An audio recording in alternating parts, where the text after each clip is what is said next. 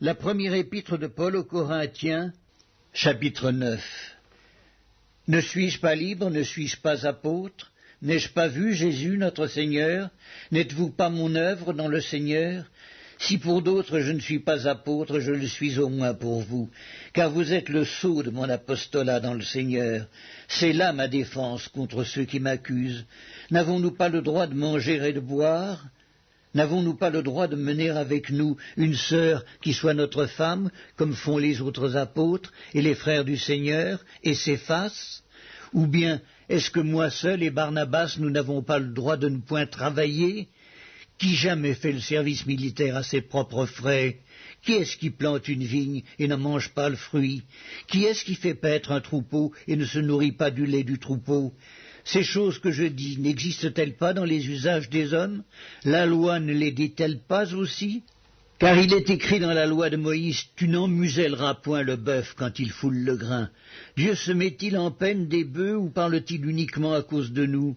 Oui, c'est à cause de nous qu'il a été écrit que celui qui laboure doit labourer avec espérance, et celui qui foule le grain fouler avec l'espérance d'y avoir part.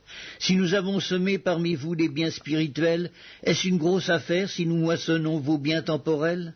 Si d'autres jouissent de ce droit sur vous, n'est-ce pas plutôt à nous d'en jouir?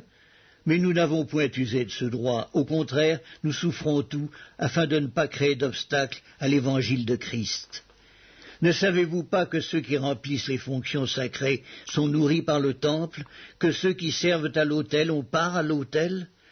De même aussi, le Seigneur a ordonné à ceux qui annoncent l'Évangile de vivre de l'Évangile. Pour moi, je n'ai usé d'aucun de ces droits, et ce n'est pas afin de les réclamer en ma faveur que j'écris ainsi, car j'aimerais mieux mourir que de me laisser enlever ce sujet de gloire. Si j'annonce l'Évangile, ce n'est pas pour moi un sujet de gloire, car la nécessité m'en est imposée, et malheur à moi si je n'annonce pas l'Évangile. Si je le fais de bon cœur, j'en ai la récompense, mais si je le fais malgré moi, c'est une charge qui m'est confiée. Quelle est donc ma récompense?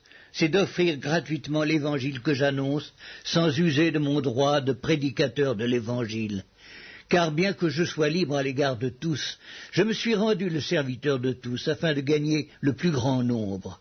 Avec les Juifs, j'ai été comme Juif, afin de gagner les Juifs. Avec ceux qui sont sous la loi, comme sous la loi, quoique je ne sois pas moi-même sous la loi, afin de gagner ceux qui sont sous la loi.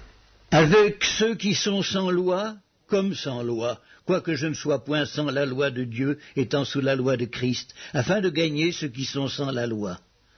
J'ai été faible avec les faibles, afin de gagner les faibles.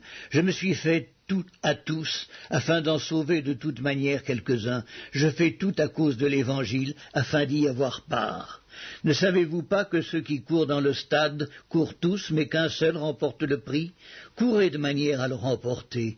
Tous ceux qui combattent s'imposent toute espèce d'abstinence, et ils le font pour obtenir une couronne corruptible. Mais nous, faisons-le pour une couronne incorruptible.